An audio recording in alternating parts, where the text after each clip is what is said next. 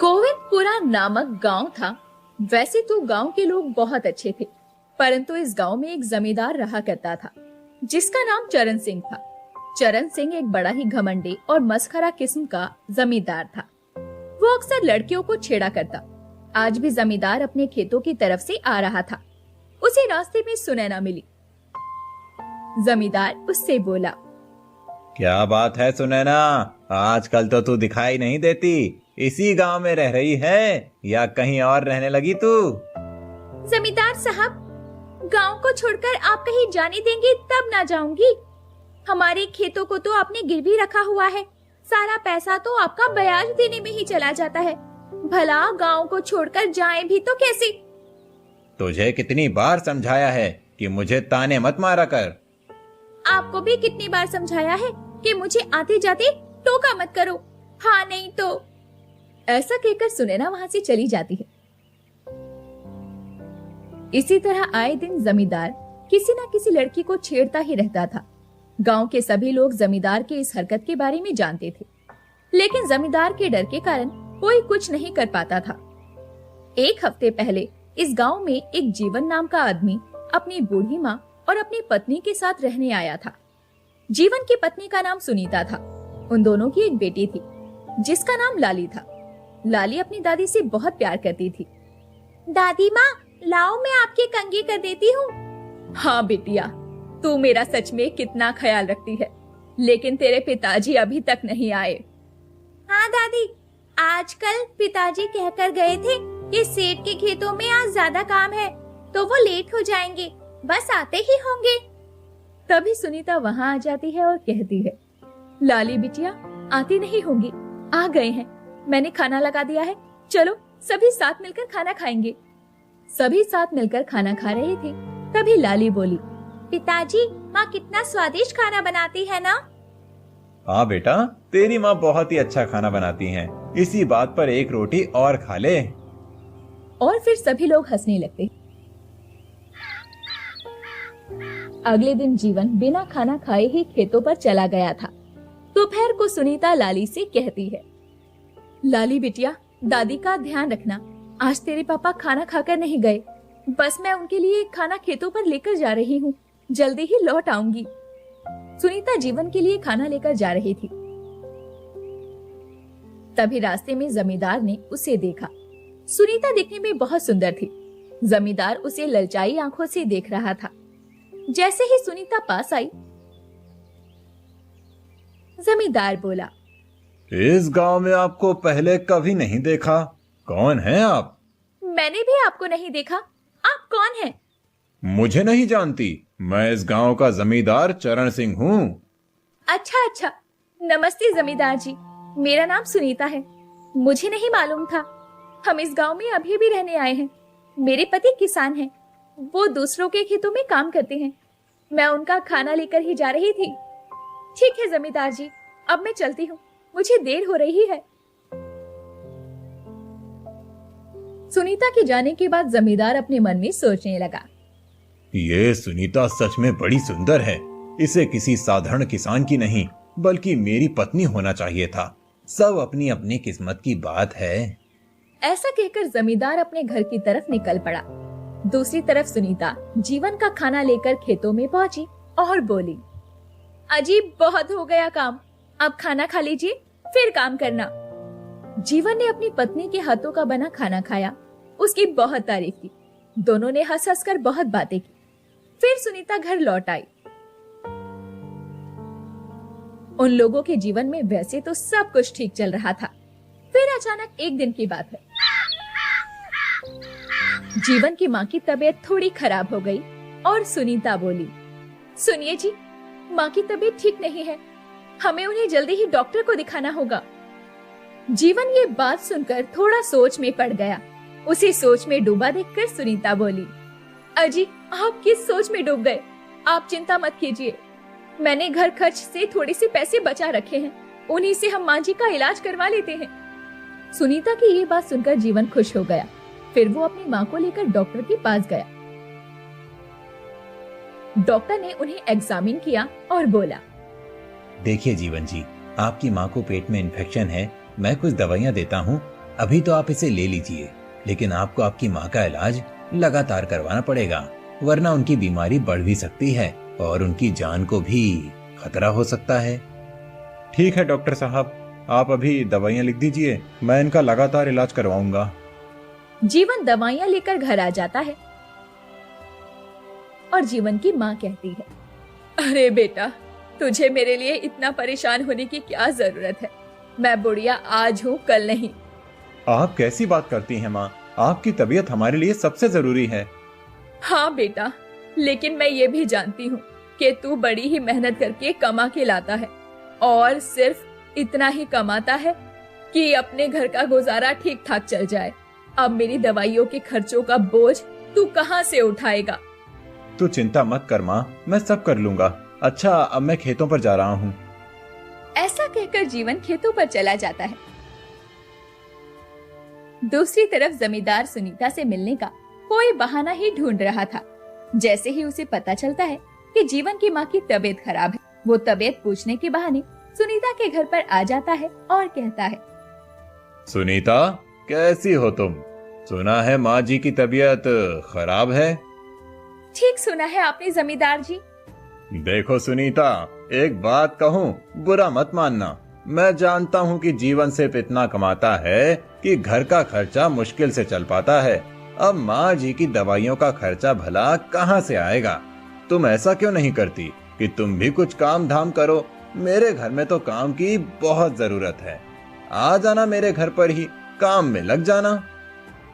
सुनीता ये जान चुकी थी कि जमींदार की नीयत कुछ ठीक नहीं है, इसलिए वो जमींदार की बात को टालते हुए बोली, जमींदार जी, अभी तो ठीक चल रहा है सब कुछ, कभी कुछ ऐसा लगा तो मैं जरूर आऊंगी। इसके बाद जमींदार वहाँ से चला जाता है। ऐसे ही कुछ दिन बीत जाते हैं। जीवन की माँ की तबीयत बहुत खराब हो जाती है। तब जीवन गांव के मुखिया के पास जाता है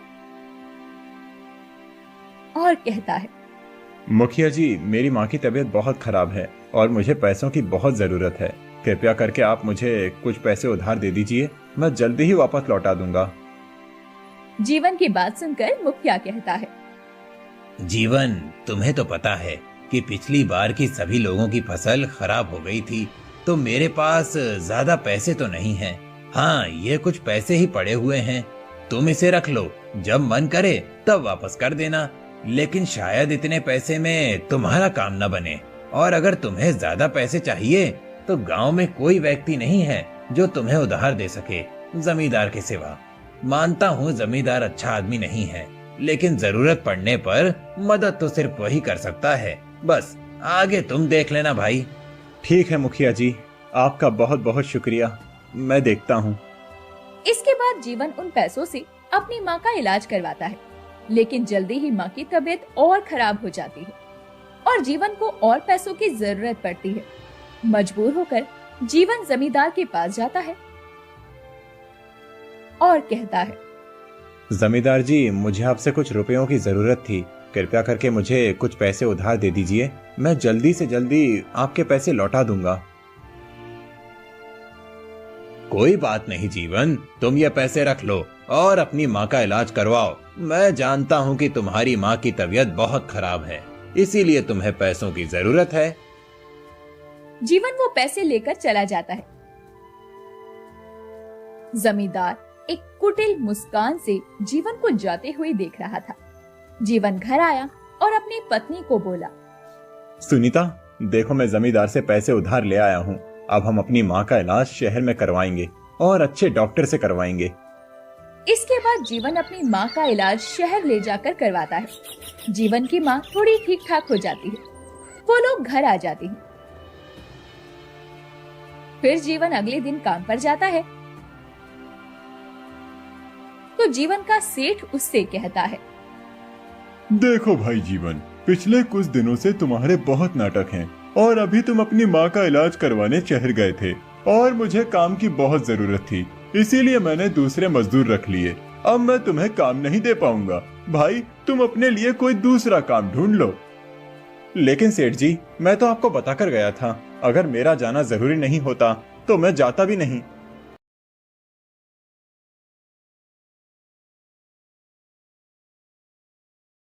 जाते हुए देख रहा था। जीवन घर आया और अपनी पत्नी को बोला, सुनीता, देखो मैं जमींदार से पैसे उधार ले आया हूँ। अब हम अपनी माँ का इलाज शहर में करवाएंगे और अच्छे डॉक्टर से करवाएंगे। इसके बाद जीवन अपनी माँ का इलाज शहर ले जाकर करवाता है। जीवन की माँ थोड़ी ठीक ठाक हो जाती है। वो लोग घर आ जाते हैं। फिर जीवन अगले दिन काम पर जाता है तो जीवन का सेठ उससे कहता है, देखो भाई जीवन, पिछले कुछ दिनों से तुम्हारे बहुत नाटक हैं और अभी तुम अपनी माँ का इलाज करवाने शहर गए थे और मुझे काम की बहुत जरूरत थी, इसीलिए मैंने दूसरे मजदूर रख लिए। अब मैं तुम्हें काम नहीं दे पाऊंगा। भाई तुम अपने लिए कोई दूसरा काम ढूंढ लो। लेकिन सेठ जी, मैं तो आपको बताकर गया था, अगर मेरा जाना जरूरी नहीं होता तो मैं जाता भी नहीं। वो सब तो ठीक है, लेकिन मुझे भी अपना काम समय पर चाहिए होता है। तुम ऐसा करो, अभी तो तुम किसी और के पास काम ढूंढ लो। ठीक है सेठ जी। जीवन अपने घर आता है और अपनी पत्नी को सारी बात बताता है और कहता है, सुनीता, कल से मुझे नई जगह पर काम ढूंढना पड़ेगा। अजी आप बुरा ना माने तो मैं आपसे एक बात कहूँ। हाँ सुनीता, बोलो। अजी मैं कह रही थी कि अभी हमारे घर के हालात थोड़े ठीक नहीं हैं और माँ जी की दवाइयों में भी बहुत पैसा लग रहा है, तो क्यों ना मैं भी कहीं काम कर लूं। आखिर मैं घर ही तो बैठी रहती हूँ, काम करूंगी तो 4 पैसे आएंगे। ठीक है सुनीता, लेकिन तुम काम क्या करोगी? मैंने गांव के 1-2 घरों में झाड़ू पोछे की बात की है। ठीक है सुनीता, तुम कर लो। अगले दिन से सुनीता भी झाड़ू पोछे का काम करने लगती है और जीवन को भी दूसरी जगह काम मिल जाता है। लेकिन वो दोनों मिलकर भी इतना नहीं कमा पा रहे थे कि माँ की दवाइयों का खर्च और घर के खर्च निकालने के बाद जमींदार का कर्ज उतार सके। ऐसे ही कुछ दिन बीत गए थे। एक दिन जमींदार आया और जीवन से बोला, अरे जीवन, अब मेरा कर्जा वापस कर दे। जमींदार जी, आपको तो पता ही है कि मेरे घर के हालात ठीक नहीं हैं। माँ जी की दवाइयों में काफी खर्चा हो जाता है और जैसे तैसे मेरा घर चल पाता है। मुझे थोड़ी मोहलत दे दीजिए, मैं आपका कर्जा उतार दूंगा। जीवन, पहले ही तुझे मैंने बहुत मोहलत दे रखी है। अब ला भाई, मुझे मेरा पैसा वापस कर दे। इससे ज्यादा और मोहलत मैं नहीं दे सकता। जमींदार जी, इस वक्त आपको वापस करने के लिए मेरे पास पैसे ही नहीं हैं। हाँ भाई, तू ठीक कहता है। आखिर तू कहाँ से लाएगा पैसे? लेकिन हाँ, कुछ तो करना ही पड़ेगा। सुना है कि तेरी बीवी पड़ोस में ही झाड़ू पोछा का काम करती है। तू ऐसा कर कि अपनी बीवी को मेरे घर झाड़ू पोछा और साफ सफाई के काम पर रखवा दे। इसी बहाने तेरा पैसा भी कट जाएगा और मेरा कर्जा भी उतर जाएगा।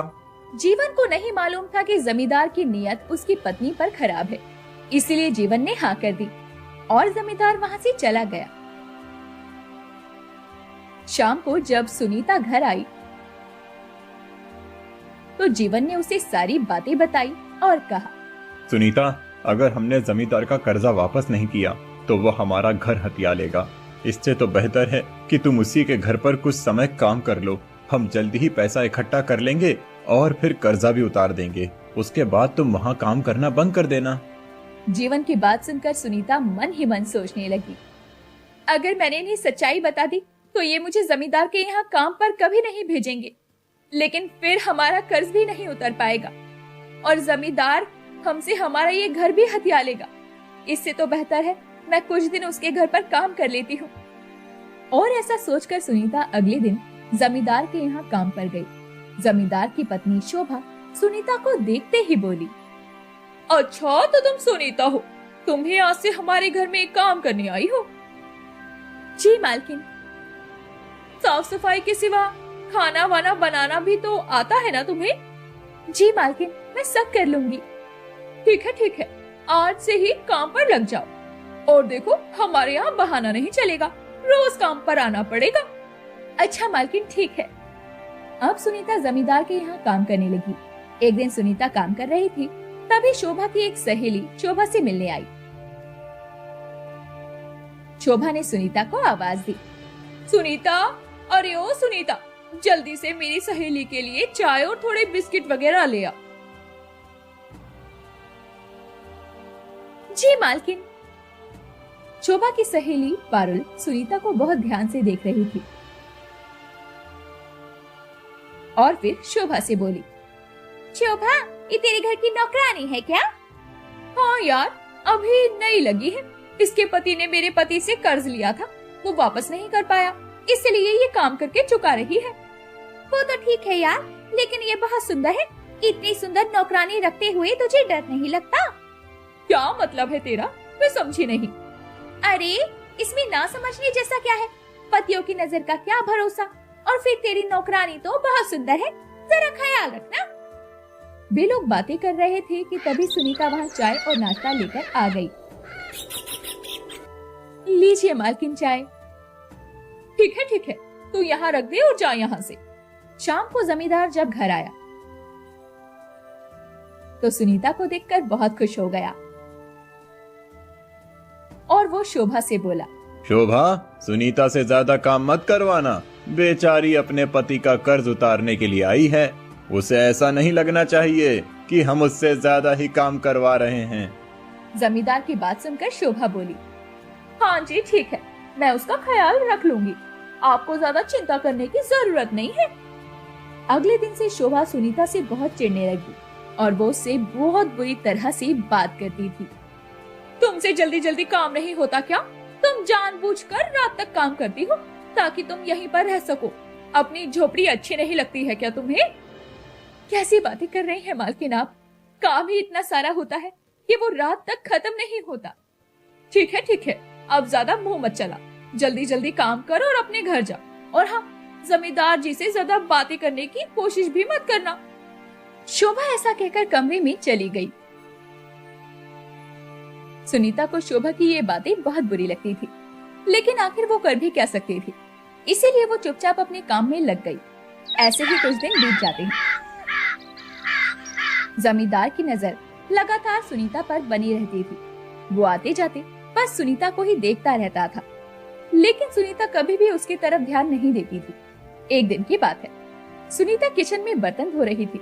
तभी जमींदार आया और इधर उधर देखने के बाद सुनीता के पास पहुंचा। जमींदार उसका हाथ पकड़ते हुए बोला, सुनीता, तेरे हाथ बड़े खूबसूरत हैं। ये बर्तन मांजते हुए अच्छे नहीं लगते, पर क्या करूं, मेरी भी मजबूरी है। सुनीता गुस्से से अपना हाथ छुड़वाते हुए बोली, छोड़िए मेरा हाथ जमींदार जी, और आपको मुझसे फालतू बात करने का कोई अधिकार नहीं है। मैं सिर्फ यहाँ काम करने आती हूँ, मुझे अपना काम करने दीजिए और दूर रहिए मुझसे। सुनीता ऐसा बोल रही थी तो जमींदार की पत्नी शोभा सुनीता की आवाज सुनकर किचन में आई और बोली, सुनीता क्या हो रहा है? तुम क्यों इतने जोर जोर से चिल्ला रही हो? मालकिन वो मैं। इससे पहले कि सुनीता अपनी बात खत्म कर पाती, तभी जमींदार बोला, अरे शोभा, मैं इससे कह रहा हूँ कि मुझे एक कप चाय बना कर दे दे, लेकिन ये कह रही है कि बर्तन धोने के बाद ही देगी। बस यही बात है। शोभा को सुनीता पर पहले से शक हो चुका था, लेकिन फिर भी वो बात को टालते हुए बोली, आप जाइए, चाय मैं बनाकर ला देती हूँ। जमींदार वहाँ से चला गया। तब शोभा सुनीता से बोली, देख सुनीता, तेरी हरकतें मैं देख रही हूँ, जरा अपनी हरकतों को सुधार ले, वरना मुझसे बुरा कोई नहीं होगा। लेकिन मैम साहब, मैंने किया क्या है? मैं तो चुपचाप अपना काम कर रही थी। साहब भी मेरे पास आकर फालतू बातें कर रहे थे। मुझे सब पता है कि कौन कैसी बातें करता है। 2 कौड़ी की काम वाली मेरे पति पर उंगली उठाने की कोशिश मत करना। मुझे तो लगता है तूने और तेरे पति ने जानबूझकर कर्जा लिया ताकि तुम लोग कर्जा ना चुका पाओ और तू मेरे घर काम वाली बनकर मेरे पति पर डोरे डाले।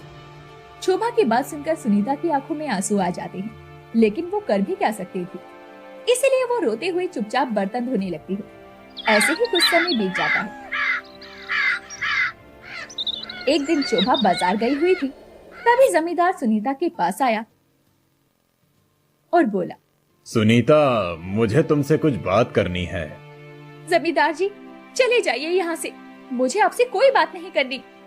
देखो सुनीता, अगर तुम चाहो तो मैं तुम्हारा पूरा कर्ज माफ कर सकता हूँ और तुम्हारे पति को अच्छी जगह काम दिला सकता हूँ और तुम्हें ये सब काम करने की जरूरत भी नहीं पड़ेगी। बस तुम ऐसा करना कि मेरे इस घर के पीछे वाले इलाके में मेरा एक घर और है, बस तुम काम खत्म करने के बाद वहाँ आ जाना। जमींदार जी, अपनी बकवास बंद कीजिए। गरीब होने का ये मतलब नहीं है कोई भी बात करेंगे। मैं आपके यहाँ काम करती हूँ और आपको मुझसे बस इतना ही मतलब होना चाहिए। सुनीता ऐसा कह रही थी कि तभी शोभा आ जाती है और सुनीता से कहती है, ये तुम क्या बातें कर रही हो मेरे पति से? मालकिन देखिए ना, जमींदार जी हमेशा मुझसे उल्टी सीधी बातें करते हैं। सुनीता का ऐसा कहना ही था कि जमींदार ने खींचकर एक थप्पड़ सुनीता को मारा और बोला, उल्टी सीधी बातें मैं तुझसे करता हूँ या तू मुझसे करती है? पता है शोभा, ये कह रही थी कि जमींदार जी मुझे कुछ पैसों की जरूरत है, पैसों के लिए मैं कुछ भी कर सकती हूँ, मैं किसी को नहीं बताऊंगी। लेकिन मैंने तो साफ मना कर दिया, ऐसी थर्ड क्लास औरतों को मैं बहुत अच्छी तरह जानता हूँ। अब तुम ही निपटो इससे, मैं तो चला। ऐसा कहकर जमींदार वहाँ से चला जाता है। तब शोभा सुनीता से कहती है, सोचा था गरीब घर की है, इसे काम करने देती हूँ, लेकिन तू मेरे घर काम करने लायक ही नहीं है। निकल जा मेरे घर से और आज के बाद अपनी मनहूस सूरत मुझे कभी मत दिखाना। लेकिन मालकिन, इसमें मेरी कोई गलती नहीं है, मेरी बात तो सुनिए।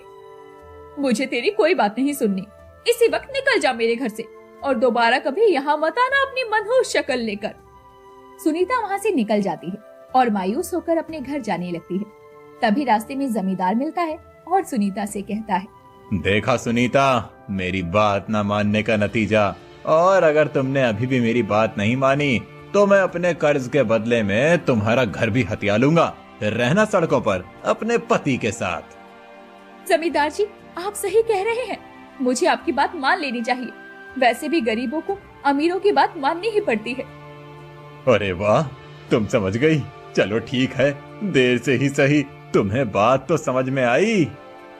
हाँ जमींदार जी, अपने घर के पीछे वाले बंगले में कल मेरा इंतजार करना, मैं कल दोपहर में वहाँ पहुँच जाऊंगी। सुनीता ऐसा कहकर अपने घर की ओर चली जाती है और जमींदार बहुत खुश होता है। अगले दिन जमींदार पीछे वाले घर में बैठा सुनीता का इंतजार कर रहा था। सुनीता आई